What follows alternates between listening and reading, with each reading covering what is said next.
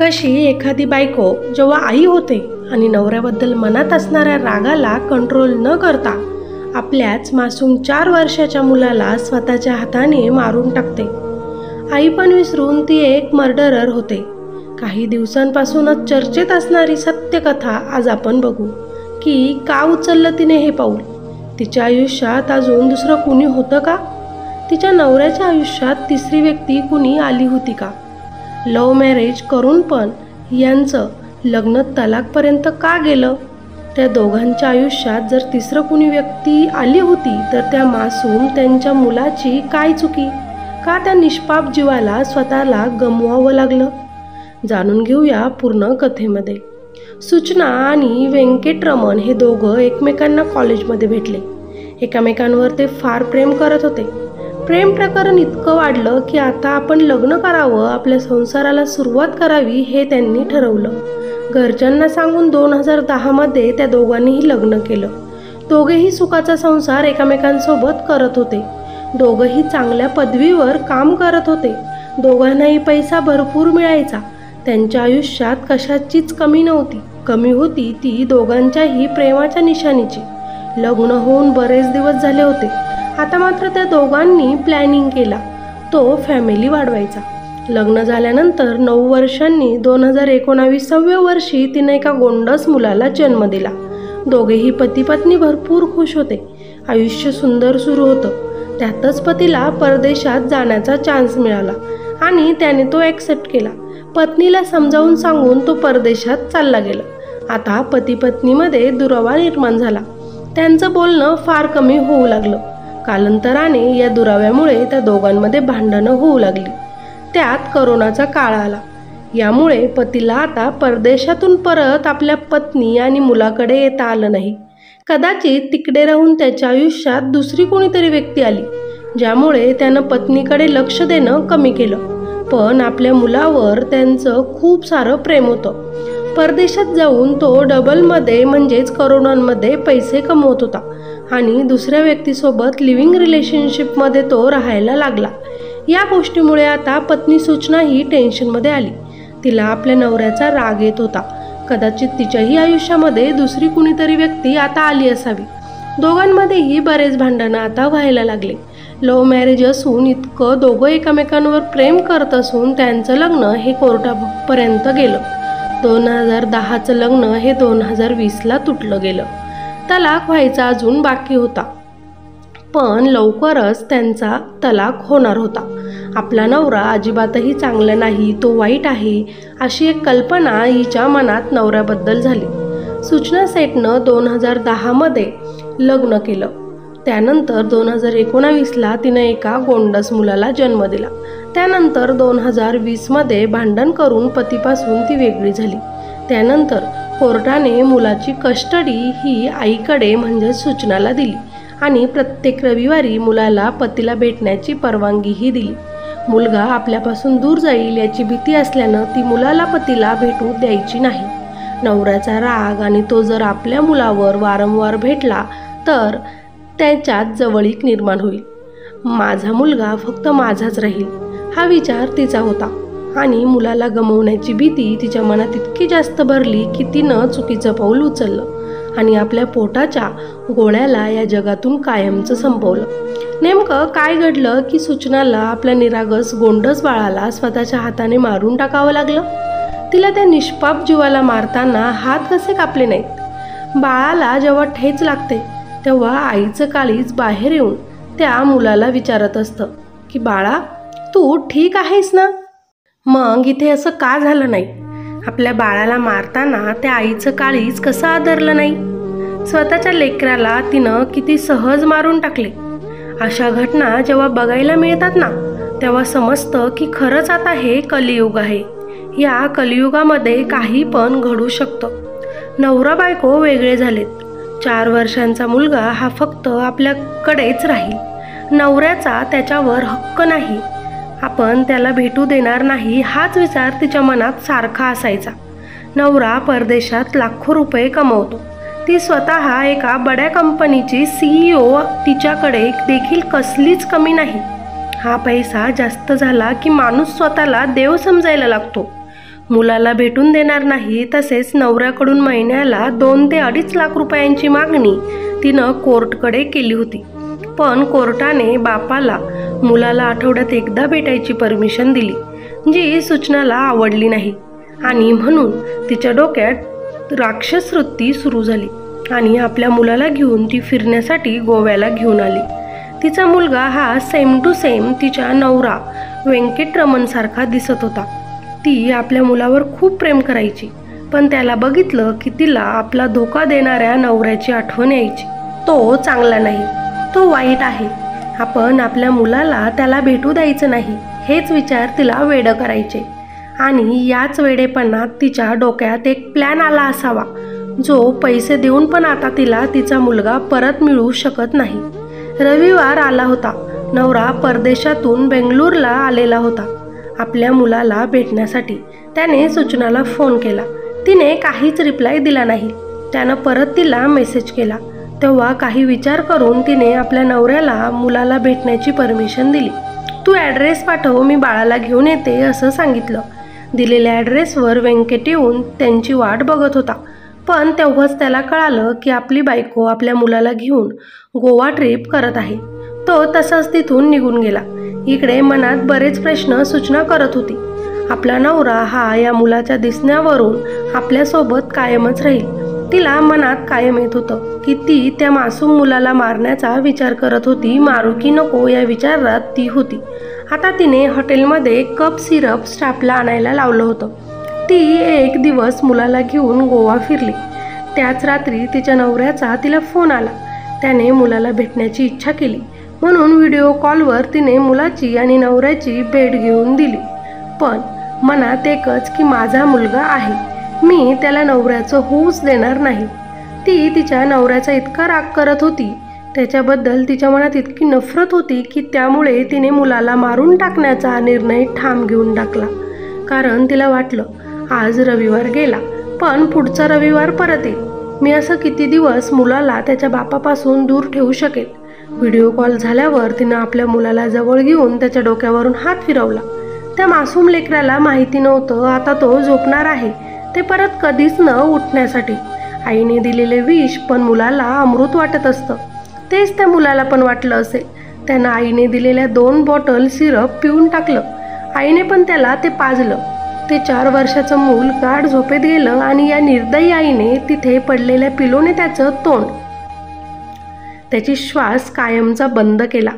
त्या मुलाच्या दम्याचा त्रास होता आणि याच गोष्टीचा विचार करून तिने त्याला पूर्ण प्लॅनिंग करून मारलं. आता मूल गेलं तर तिलाही टेन्शन आलं. ती रडू लागली. शेजारी टिश्यू पेपर पडले होते, तिने उचलला आणि आयलायनरने त्याच्यावर लिहू लागली. नवऱ्याच्या मानसिक त्रासाला कंटाळून ती असं काही करू राहिली. त्या टिश्यू पेपरवरती नाही अजून लिहिलं. कोर्टने जो काही निर्णय दिला तो तिला आवडला नाही. माझ्या मुलाला माझ्या नवऱ्यासारखं मी अजिबात होऊ देणार नाही, त्यांना भेटू देणार नाही. माझा मुलगा हा फक्त माझाच आहे. आयलायनरने लिहिलेला तो टिश्यू पेपर तिने परतच हाताने चुरगळला आणि मुलाला तसं पडलेलं बघून तिने आता स्वतःलाही संपवण्याचा विचार केला. ती रडत होती, शांत होती. आपलं बाळ हे कायमचं आपल्याला सोडून निघून गेलं. आता आपण जगून काय करायचं हा विचार तिच्या मनात आला. तिने स्वतःचा हात कापण्याचा प्रयत्न केला. थोडासा हात कापला पण त्रास झाला आणि स्वतःला ती संपवू शकली नाही. इतकासा हात कापल्याने आपल्याला इतका त्रास झाला तर त्या निष्पाप जीवाला उशीने मारताना त्याला किती त्रास झाला असेल हे ती कसं विसरली. आता तिच्या मनामध्ये परत काहीतरी विचार यायला लागले. तिने आपल्या बाळाला आपल्या सुटकेसमध्ये ठेवलं. त्याच्यावरून काही खेळण्या ठेवल्या आणि त्याच्यावरून काही कपडे ठेवले. हाताला लागल्यामुळे कपड्यांवर डाग पडले गेले.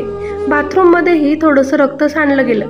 तिने बऱ्यापैकी साफसफाई आतमध्ये केली, पण ब्लँकेट, टॉवेल यांच्यावर जे ब्लड राहिलं ते साफ करायचं ती विसरली आणि घाईतच ती हॉटेल स्टाफकडे जाऊन बोलली, बेंगलोरमध्ये माझी अर्जंट मीटिंग आहे, मला जावं लागेल, मला एखादी कॅब बुक करून द्या. तेव्हा हॉटेल स्टाफने सूचनाला समजावलं की कॅब करण्यापेक्षा तुम्ही इथून फ्लाईट घ्या, पटकन पोहोचा आणि पैसे देखील खूप कमी लागतील. पण मला फ्लाईटने नाही जायचं, मला कॅब बुक करून द्या. हाच तिचा अट्टहास होता. 30,000 रुपये ती कॅबसाठी घालायला तयार होती.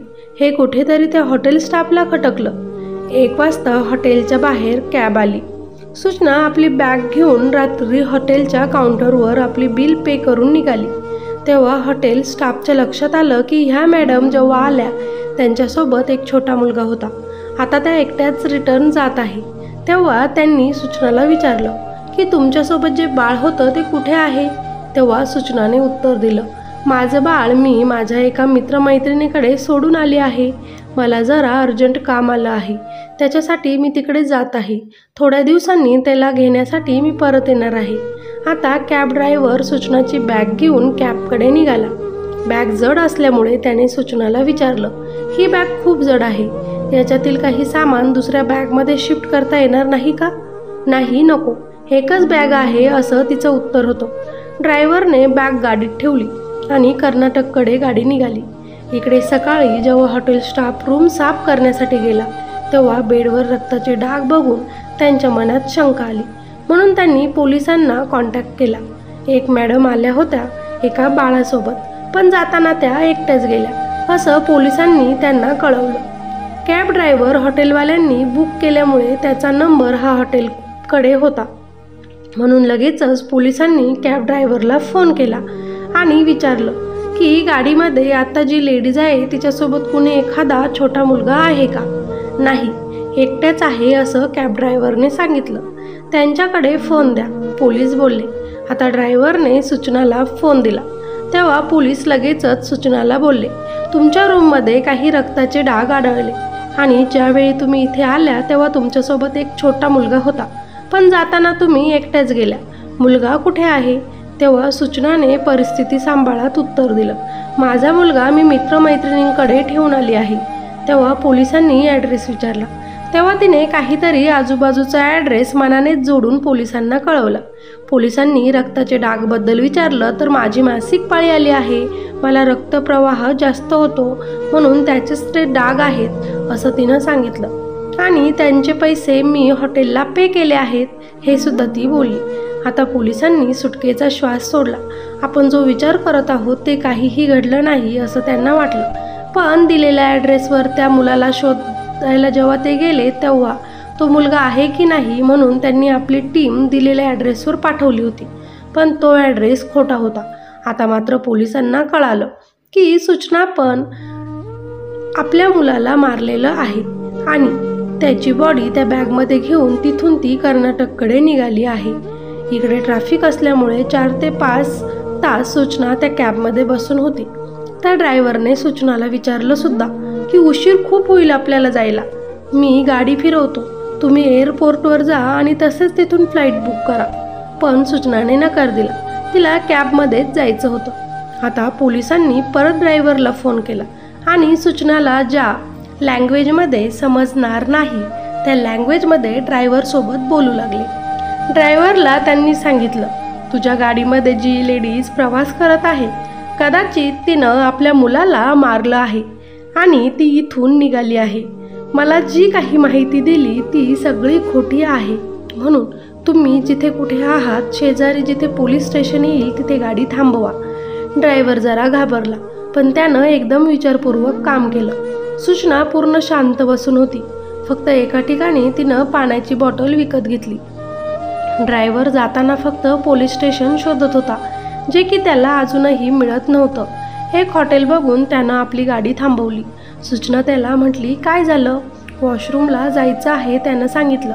ती गाडीतच बसून होती. इकडे ड्रायव्हरने पटकनच आज वॉचमॅनला विचारलं की इथे शेजारी कुठे पोलीस स्टेशन मिळेल. 500 मीटर अंतरावर इथे शेजारीच पोलीस स्टेशन आहे हे वॉचमनकडून ड्रायव्हरला कळालं.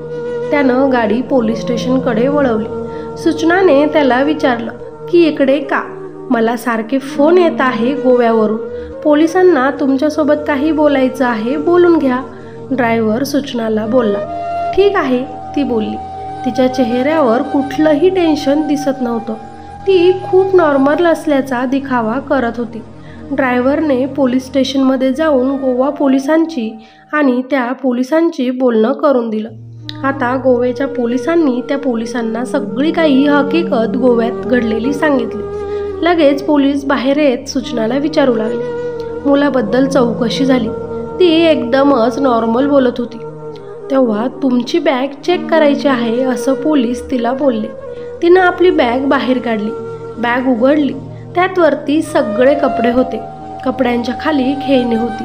साहेब बस इतकंच आहे ती बोलली. पण आता पोलिसांनी तिला बाजूला केलं आणि तिची बॅग पटापट खोलू लागली. तर धक्का बसेल अशी घटना समोर आली. 4 वर्षांचा तिचा मुलगा हा तिच्या बॅगमध्ये मृत होऊन पडला होता. तिच्या तोंडावर तरीही काहीही दिसत नव्हतं. पोलिसांनी तिला विचारलं, हा कोण आहे? तेव्हा ती बोलली, ही इज माय बॉय. अरे बॉय होता तर त्याला मारलं का? तिला विचारपूस आता होऊ लागली. मी त्याला मारलं नाही असा तिचा जवाब होता. तो आधीच मरून पडला होता. ती उडवाउडवीचे उत्तरं देत होती. पण खोटं कधीच लपत नाही.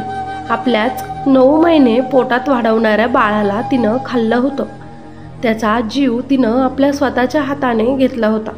का तर आपलं बाळ हे आपल्या नवऱ्यासारखं दिसतं म्हणून. का तर आपल्या बाळाला आपल्या नवऱ्याला आपल्याला भेटू द्यायचं नाही म्हणून. लहान मुलगा हा तिच्या पतीसारखा दिसायचा. त्याला पाहून मला पतीची आठवण येते, आमच्या तुटलेल्या नात्याची आठवण येते म्हणून तिनं त्या निष्पाप जीवाला कायमचं संपवलं. अडाणी स्त्रीसुद्धा असं काम करू शकत नाही जे शिक्षित असून या महिलेनं केलं. 4 वर्षाच्या मुलाची हत्या करणारी सूचना सेठ ही द माइंडफुल या AI लॅबची संचालक आहे. इतकं शिकून असं केलं, त्यापेक्षा अडाणी असती ते चांगलं झालं असतं. कितीही हुशार महिलांमध्ये जर तिचं नाव आलं असेल तरी अडाणी महिलांमध्ये सुद्धा ती मात्र एक शून्य आहे. तिची हुशारी काही कामाची नाही. मातृत्वावर ती एक धब्बा आहे. आपल्याच मुलाला तिनं मारलं, स्वतःचं आयुष्य उद्ध्वस्त केलं. मुलासोबत स्वतःलाही मारण्याचं फक्त नाटक केलं तिने. नाही मारू शकली स्वतःला, पण त्या गोंडस नाजूक देखण्या मुलाला तिनं आयुष्यातून कायमचं उठवलं. ज्या आईच्या मिठीमध्ये स्वर्ग असतो तिच्या मिठीपेक्षा दुसरी जागा कोणतीच सेफ नसते. आपण म्हणतो त्याच आईनं त्याचा घात केला. आपल्या आयुष्यात तिसरी जर व्यक्ती कुणी आली आणि आपले मूल जर ओझं वाटू लागलं तर मुलांना जन्मालाच घालू नये. त्यांचा जीव घेण्यापेक्षा त्यांना या जगात आणूच नये. त्या मुलाचे वडील तिकडे लिव्हिंग शिपमध्ये राहत होते. मुलाची आई इकडे दुसऱ्या कुणासोबत तरी राहत असावी, आपल्याला माहीत नाही. पण मरवणूक मात्र त्या निष्पाप जीवाची झाली. त्याचं आयुष्य हे कायमचं गेलं. आई आणि बाप जर तलाकपर्यंत गेले की मुलांची ही अशीच हाल होते. त्या मुलांना आईने तर बाबा या एकालाच निवडावं लागतं. पैसा इतका महत्त्वाचा होतो की नाते हे दुरावले जातात. आणि सूचनासारखी बाई जी इतके पैसे कमवते, आज त्या पैशांची किंमत सुद्धा शून्य आहे. तिला म्हणावं त्या पैशांनी स्वतःच्या मुलाला परत जिवंत करून दाखव किंवा विकत घेऊन दाखव. नाही येणार आता तिचं बाळ जे तिनं स्वतःच्या हाताने मारलं. ही एक स्टोरी सत्य आहे जी मी तुमच्यासमोर मांडली. यात बऱ्यापैकी सत्य घटना मी टाकली.